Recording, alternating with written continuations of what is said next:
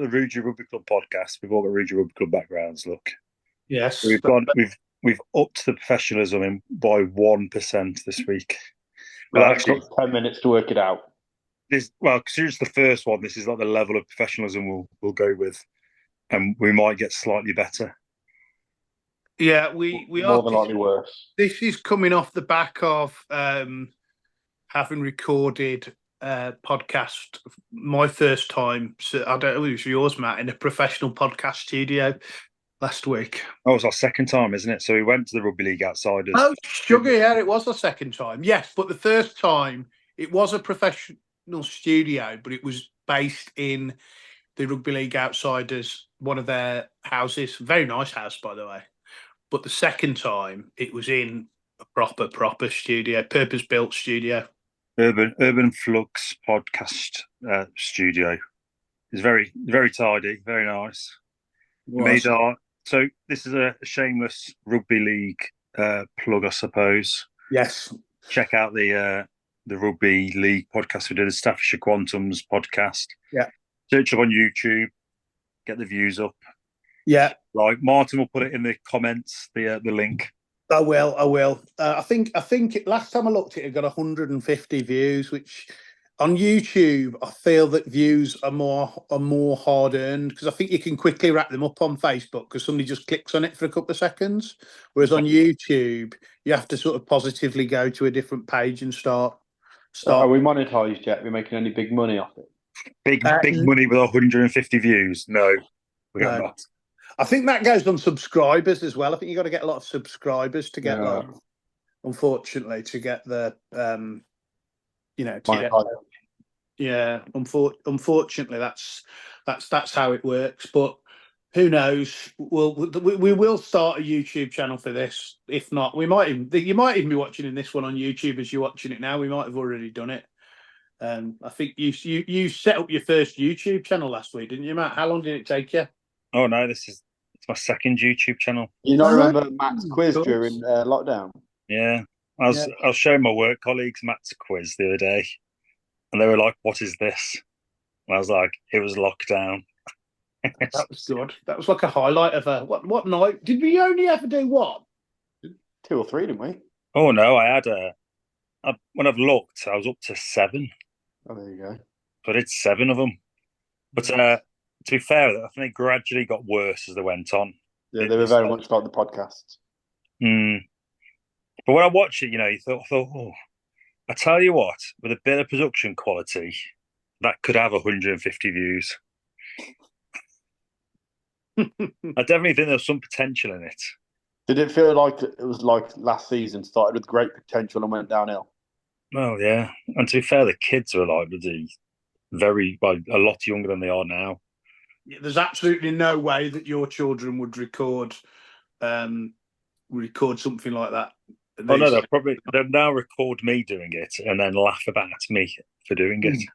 They would not join in. There was some superb acting by the whole family back in those days. There's a peak one where I did for the whole way through the duration of must have been a 20-30 minute video. I kept on cutting back and forth to a staring competition. That was just the same clip used over and over again. There's some high production value. I wonder how many. Did you ever check back and see how many views that had got? Oh, I do need to look. There was a round that I did, and it was. What has this got to do with rugby? Nothing. There's a round that I did, and it was Shakespeare with Disney films. So I did Disney films, but in the style of Shakespeare plays. And you had to guess what Shakespeare play it was, and secondly, what Disney film it was. Yeah, can't imagine I did very good at that round. No, I don't think I would have done very good at that round either. I'm no Shakespeare fan. I did not know until this last week. I knew that Shakespeare had written a number of historical plays. I did not know he did one about Henry VIII. So there you go. Right. I clearly knew he did Henry V, and I knew he'd done Henry IV, part 1 and 2, but I did not know he'd done Henry VIII. But there you go. There you go. All very interesting for the viewers. So we're actually stood on the cusp of a fresh rugby union season. there's been lots of it's going on.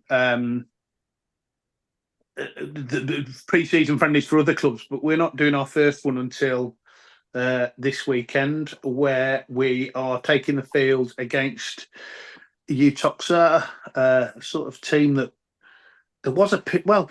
Do you know what? Somebody said like an old rivalry. I don't think there was a period about a few years ago where we were in the same league as them for a few seasons. But most of the time when wasn't it when we beat them in the cup final? I think that's right, and they went up that season, and I think this will be the first time we've played them since, and I think they were a rival for sort of in the 90s, the Billy Williams sort of era of I'm sure Billy would like to be referred to as the Billy Williams era, which that's Matt's uncle. I think they used to play them all the time, and Billy, of course, used to work over there in Utoxa. But I don't remember us playing, certainly the first team, played the second team a few times. I don't remember us playing the first team all that many times, despite the proximity of the two clubs. Can you remember them playing them much, Matt? Oh, I think we had a couple of seasons where we played them, 2 or 3 maybe. It wasn't much more than that, I wouldn't have thought. And I would be very surprised if there's actually many players left in our team that would have played them back then. I bet there's a large number who have never played Utoxa. So this rivalry thing, I think it's going to be overstated by someone else other than us, because I don't think anyone will know who they are. No, perhaps because I'm pretty certain I saw that on one of their socials, and I was like, oh, I don't think many of our lot of, as you say, lots of people. Certainly, when we play them in the league, we'll be playing them for the first time ever. I always find it very strange, these rivalries, and that some teams, you build up a rivalry just randomly, don't you? It's what that's because some of them are absolute dickheads. Yes. Well, yes. And I imagine lots of teams think we are absolute dickheads. Oh, no, I mean, there's no question about that. Lots of them think I'm an absolute dickhead. Oh, some of them know you well. Some of them know me well. Yeah. No, but I mean, hopefully this is just an injury-avoiding way of this week of getting some game minutes under some of our players' feet. Is that how you'd say? Under their back? Belts. That's what I meant. I meant belts. That is what I meant. Get that under their belts. I'm sure. And then before the real stuff starts the following week, when we've got what we're calling the trilogy against. Yeah, I didn't think you'd like that as the naming of it.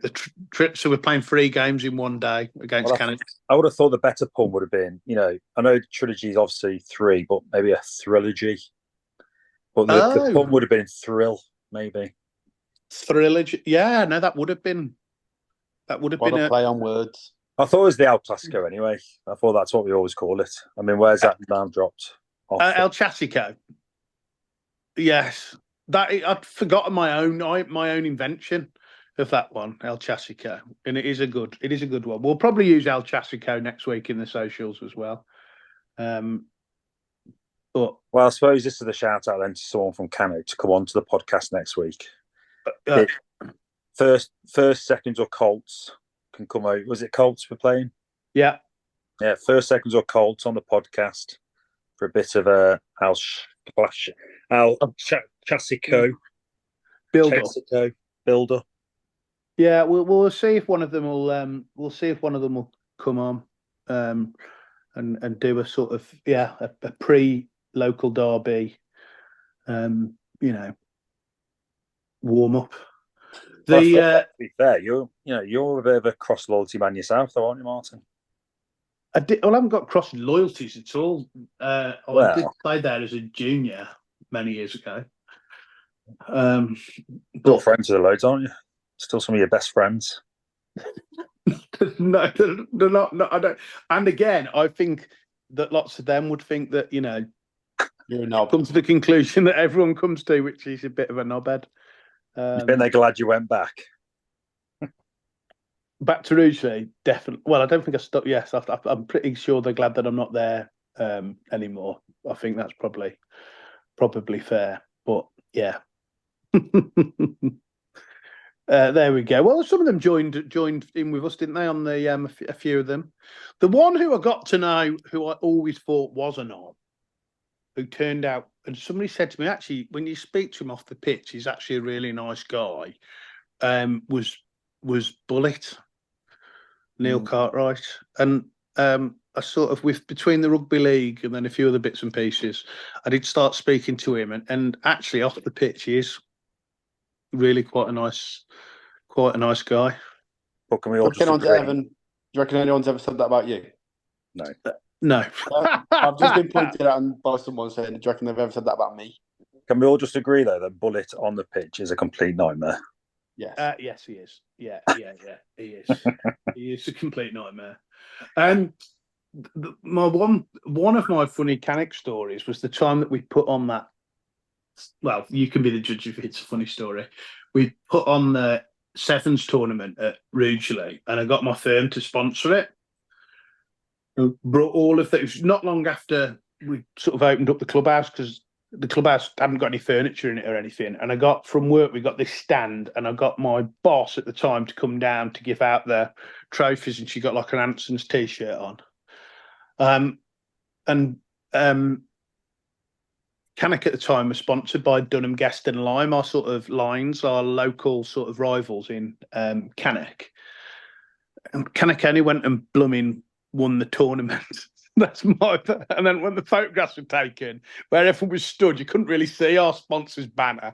You could see our competitor's name across the chest of the two Canuck players. It was most annoying.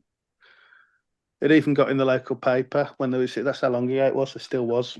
Well, going back to local papers, then, Martin, your big secret was revealed recently on that podcast as well, wasn't it?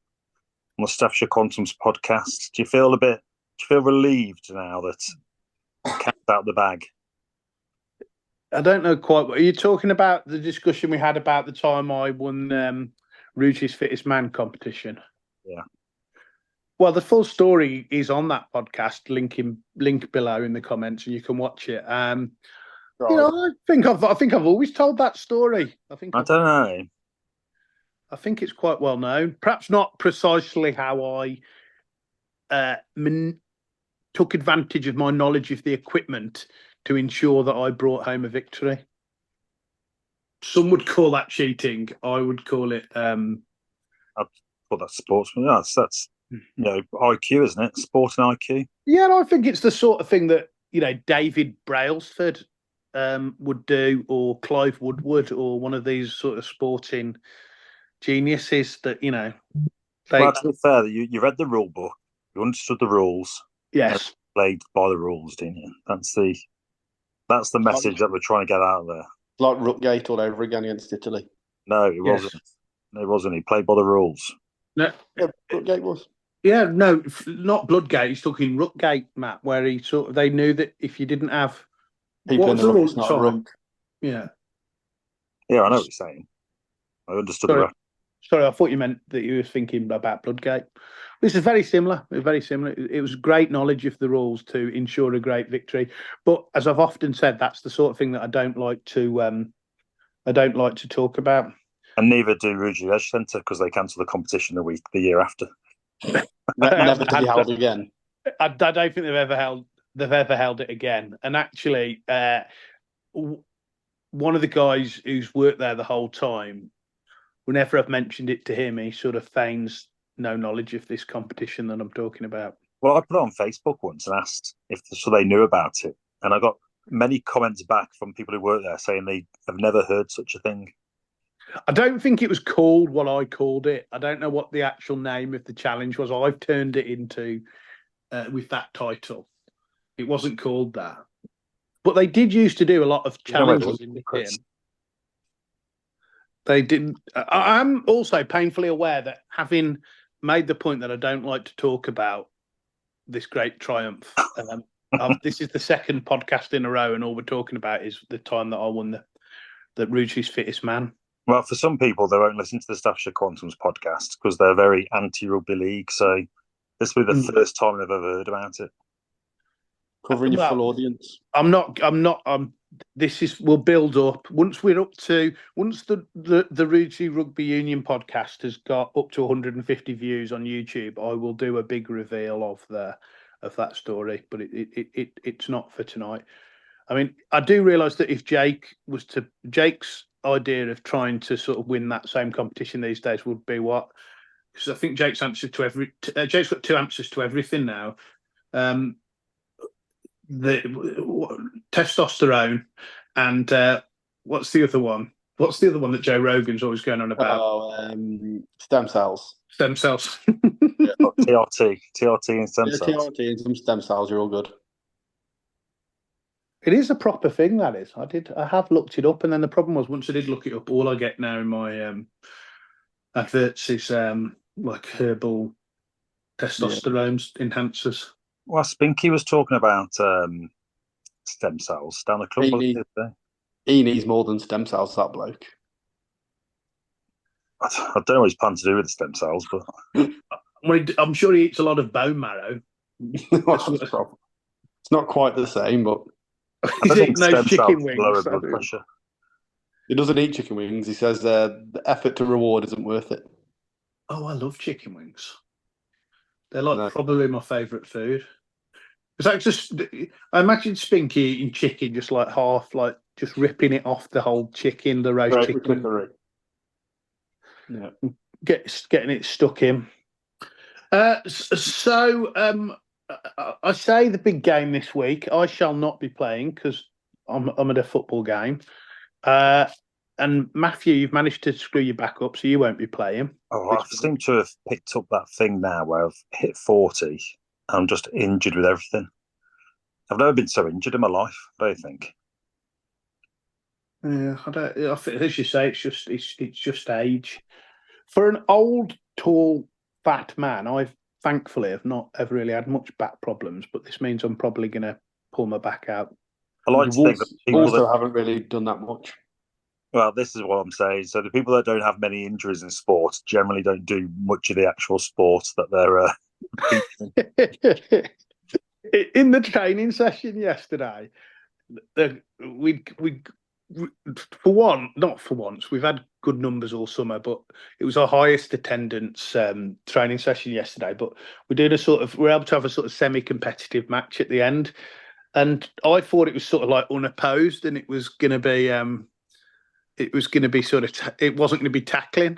But very quickly I realised, oh Jesus Christ, this is a bit too rough and ready for me. So I was stood there, I put my bib on, and then I was caught. I was saying stuff like, "That's a tackle! That's a tackle! touch!" Do you not then have to run into the club and fix something?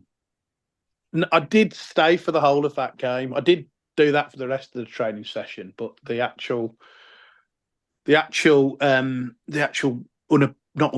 opposed match at the end, I was in the thick of the action, pointing along.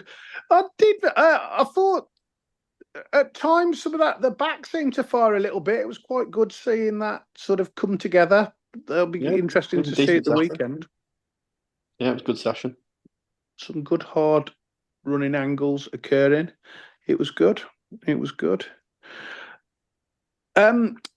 So as all rugby clubs everywhere are gearing up in England for the start of the season, one of the things that we've been sorting out is we give it away with people who sign up for their subs, or our fantastic new training T-shirts, I guess we call them. Oh yeah, Matt's wearing one of them. I am. And bit actually, I quite like the purple blend. Yeah, so I don't think that came out very well when I sent you because you didn't really like the initial design, did you? But I don't think it came out very well on the PDF version of it. I don't think you could tell that it was blended. No, you couldn't see it properly. But I think, like I say, now I've got it. I think it's quite nice actually. What I basically asked them to do was what they did with the Quantum's top. This is Vulcan, our manufacturers in Leek, for all your teamwear needs. I asked them to do the same, but with purple. Have you got a code to get 15% off? Did they give us a discount for the promo or not? We don't just give away free promo here, Martin. Have we are we paying full price, or are they knocking someone off for that promo?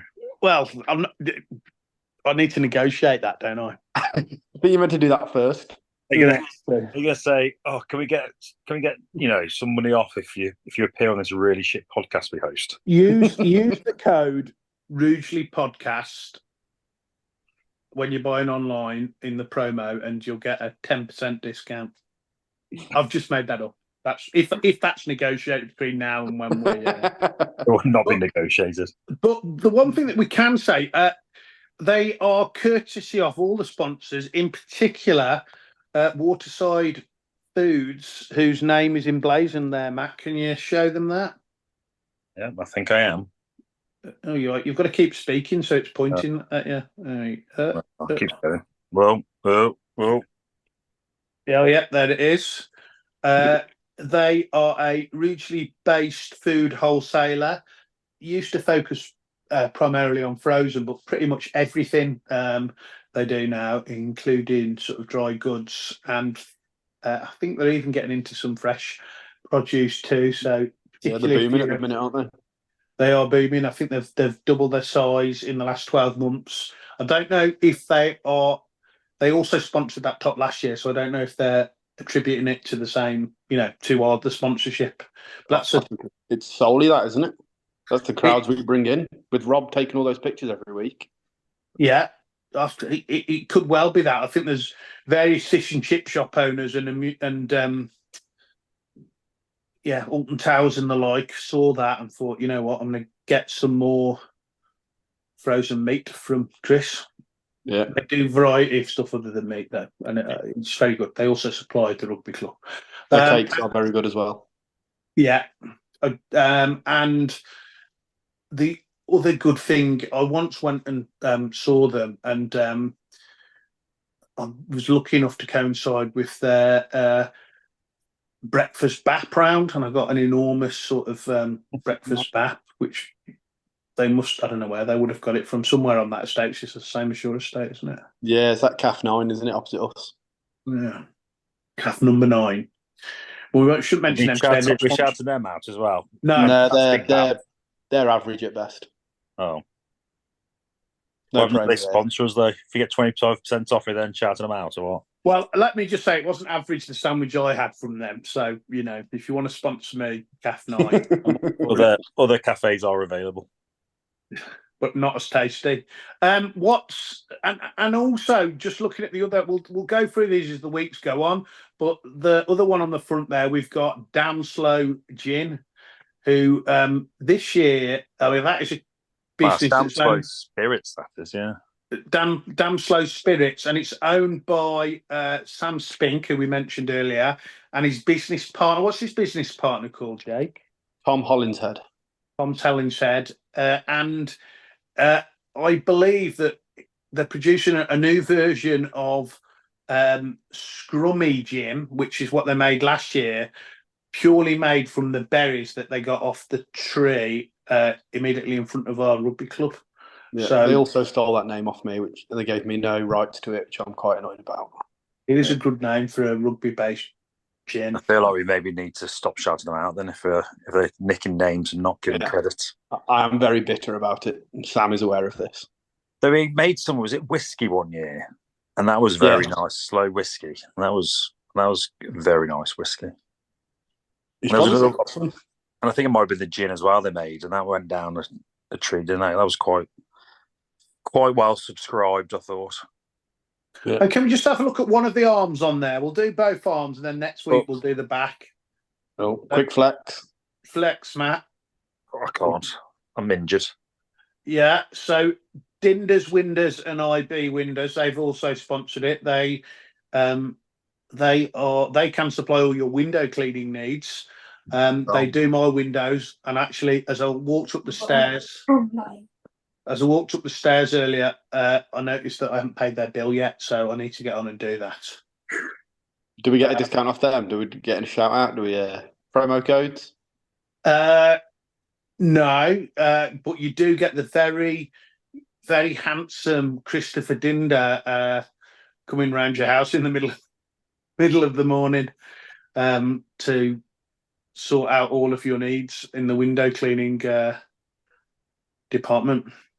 I've got to say they're very good as well at the old school hand cleaning the windows, especially downstairs.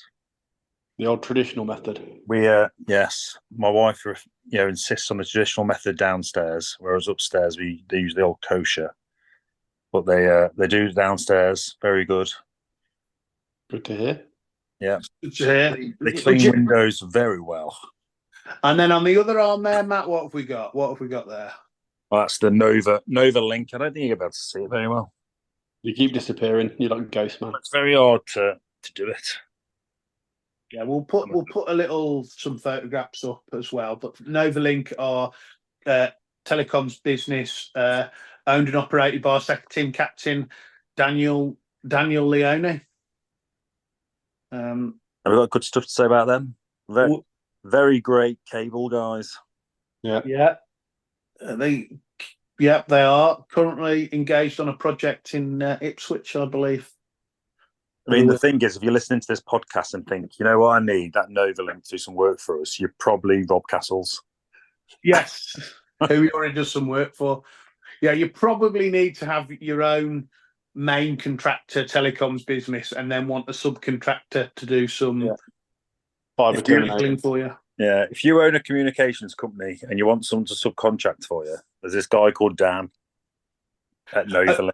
The only problem with that flaw is that we'll come on to it next week. But one of our other major sponsors, Quantum Comms, would probably be quite annoyed at that because he's one of their subbies who they probably want to work for. Oh, actually, sorry. So if you want to get Dan Leone to work for you, approach Rob Castles. Yes. Rob Castles then would take some of the contract. Yes. And then. Technically, it's Haley Castles. Rob and Haley Castles. Approach Quantum Comms. Yes. Approach Quantum Comms, then get Novalink on the case. And that way, keep both our sponsors happy. Yes, that would keep them happy.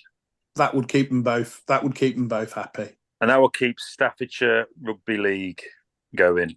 If you hire Quantum Comms, any job, if you want your shed putting up, phone up Rob Castles.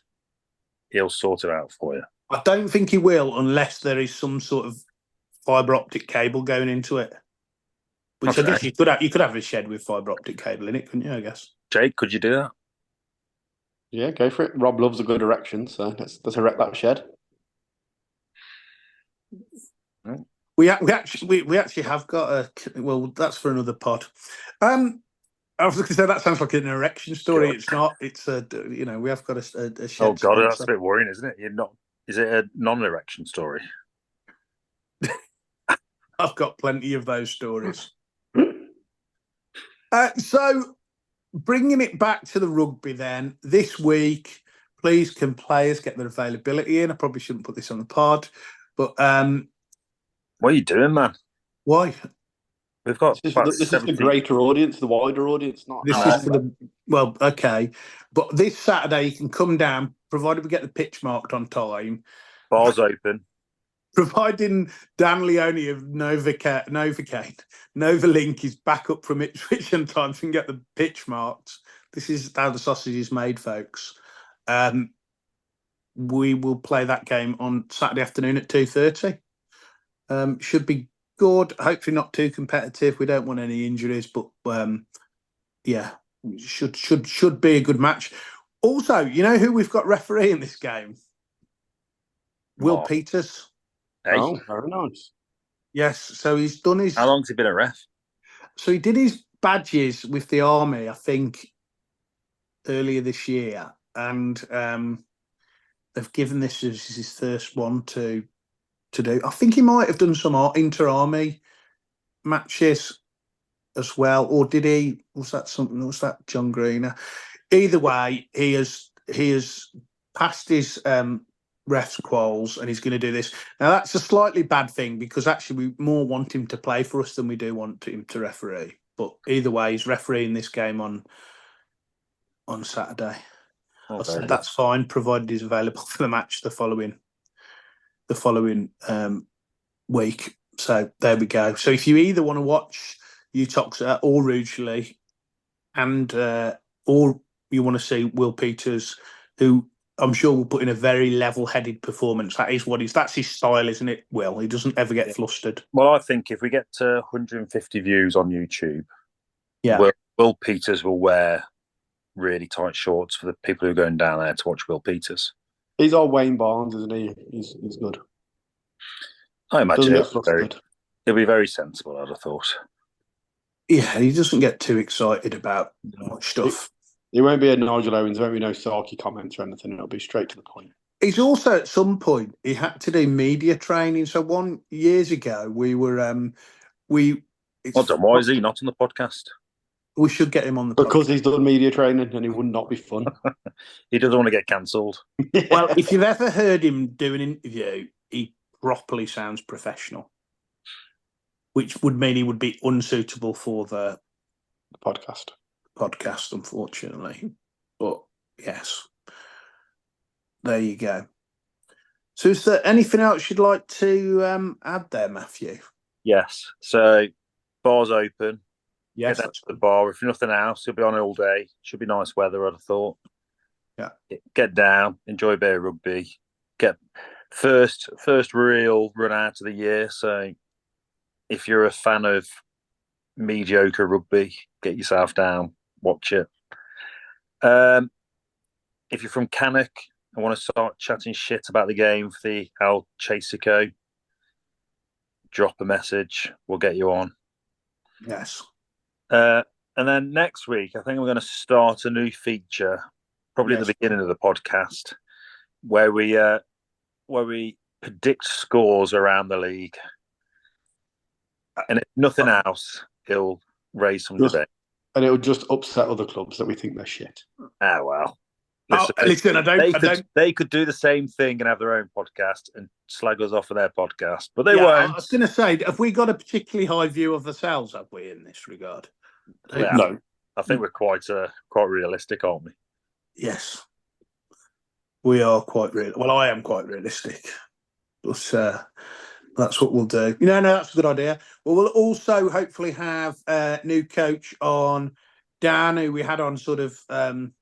probably about a month or two ago now, at the beginning of his coaching appointment, and we'll get him on again to see how things have come on. But I must admit, I think he'll be quite pleased. We've had a good summer of pre-season training, and numbers have been great. Start to see it coming together a little bit in terms of gameplay on Tuesday night, and hopefully we'll see a little bit more of that on Saturday ahead of that. El Chasico next Saturday afternoon, the trilogy fixture. Are we changing the graphics or what? Probably. I mean, we'll just produce a new graphic. The only thing is, we've got Jack is very particular about what the graphics look like, and he doesn't like me doing it. So if only he put as much effort in the game. Oh, what a bitch. Who are you talking about now, me or Jack? That could be both, to be fair. Jack is injured at the moment, so he's got a little bit of time on his hands. Jake can't say nothing. Jake will play one game and I'll have 2 weeks off. I've got to rest my knee. Got to make it last the season, mate. But to be fair, if you play one... How many games did you play last season? It was just the hard away games that you took. I played all the away drummings. I think I played 5, maybe, something like that. There's nothing I like more than knowing I'm going away for an inevitable defeat than to message my mate Jake. If I get a text on the Tuesday begging me to play, it's because we know we're going away to lose. Come on, let's get in the car. Let's go. I only want to lose together. I don't want to lose on my own. I think we had a nice little motto for it, didn't we? Can we call it losing with friends? Yeah. And we got used to it a lot last season. Hopefully a little bit less this season. There's something about, being willing just to jump in a car, take your 60-point defeat, drive 4.5 hours, have a couple of beers and drive back. That just makes my Saturday. And to be fair, when you know you're going to lose like that, it's like me at 17, knowing I'm going bald. Knowing I was going to be a bald man, I wasn't bothered when I started going bald. Well, you know, in that period where you did first started playing, there was a guy who used to play something of a. He would have played lots of games against you, Toxer, in the night. He's a guy called Des Wood, Oh, and yeah. you used to, and you were getting into the game, and you'd always, because he'd been there, sitting there, and done it. He was by that stage. I think he used to be a first team player, wasn't he? But he's mainly by that stage. Yeah, he was playing second team games, wasn't he? And before each game, you'd sort of ask. You were a bit keen then, weren't you? I say what they like, Des, and he'd say they'll beat us by 50. And he'd say that most weeks, and most weeks you'd be completely correct. I mean, I can remember playing in that Merit League back then, back when you used to get a point for sending the result in on time. Not emailing it, phoning it. You had to do at that point, I think. If the result was in by Tuesday, you got an extra point, and people were really keen to win the league. And I can remember not knowing where I was in the league, which is a completely different story nowadays, isn't it? Yeah. Everyone seems to know where they are in the Merit League. I never used to care where I was in the Merit League. But also, I think we lost about 19 games on the bounce and won one game all year. But I had a fantastic time the whole way through, and I wasn't too worried about it. But we were happy. Do you know, it's funny you should say that. I remember in those days us going to play Featherstone, and we definitely would have got beaten there. But being intrigued, because on the wall of the gym in Featherstone, because it's a slightly different setup there now, but at that stage there was the changing rooms. You had to walk through the gym, and it's all full of photographs of them all, like saying like Mr. Featherstone 1987, and stuff like some really muscly bloke on the walls of the gym. But on the notice board in the gym, they had the merit table, which. That was the only time each year that you ever actually saw it. It was probably produced in the Staffordshire end of season programme or AGM or whatever. I remember seeing it for the first time. And I think probably because of that, even back then, because of that phoning in the results, we might have been like not quite as bad as our results would have had you believe. We might have been like mid-table or something. Well, I wonder when people stopped thinking it was just of like a friendly game and started thinking of an actual league, because I think that's been relatively recently. I like to think, anyway. I think the higher leagues have been a bit more keen onto it, but I think the lower leagues now seem to be more keen than they've ever been on merit leagues. Well, you see, I help organise the merit leagues, and my motto is: if you're in this league to win the league, you're in the wrong league. Yeah, but you also that falls on deaf ears, doesn't it? It does fall on deaf ears, because I think some people are. I think was there any game last year when it was within 2 points and people were moaning about the game? Yes, about the result, and you think, oh, I can remember when we lost by 70 points in a merit game and didn't care. And then they refused to put out a pack the next 2 games against us. That's just weird. That's a slight. That wasn't actually. I know a game you're talking about. That wasn't actually a merit game, but there is lots of that go with teams. I don't know. A team will not have a first team, put some lads in there, and rather than win 70-0, we'll have a 30 points to 28 defeat, and then moan that it's wrecked their league chances or whatever. It didn't. And I would much prefer that. I'd much prefer a 28 to 30 loss than a. I mean, I played against that game against Barbarians, if you remember that. I mean, won by 100 and something daft points. Yeah, it was crap. And it was the worst game of rugby I've ever played in my life. And you just feel sorry for the team that you're playing against. Where if that was a 28-30 game, you feel it's so much of a better game having a competitive tight game. I think I'm with you on that. I think most people are like that. I mean, certainly it can't be fun for these teams that it can't be that fun playing and just winning 80-0 each week. We've never actually been there, have we? Even in our first team and second team sort of open quotation marks league winning seasons, I guess we did have that big thumping against, as you say, the Barbarians that time. But we've never been that team, have we?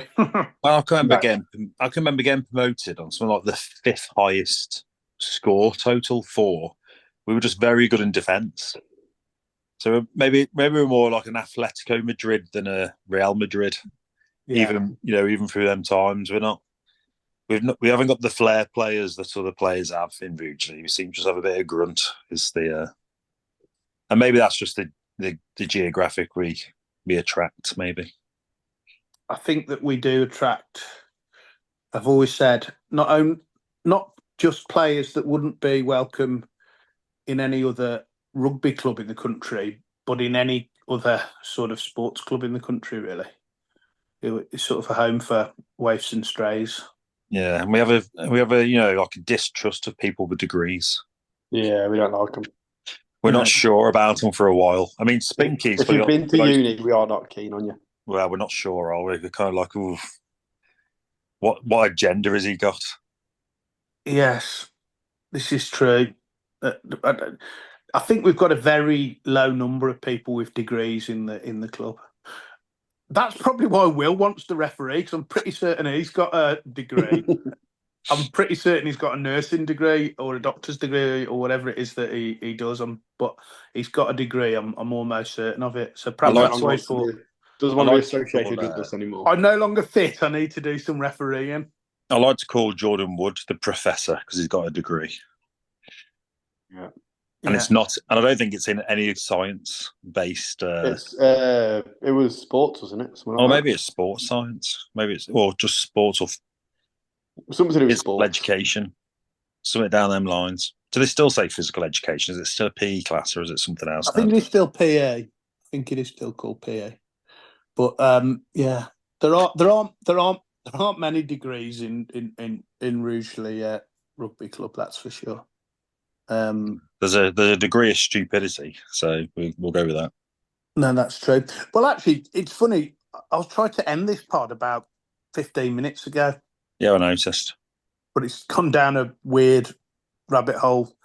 Multiple people to be offended. Of abusing our own members. Right, on that bombshell, see you next week. See you next week. Bye.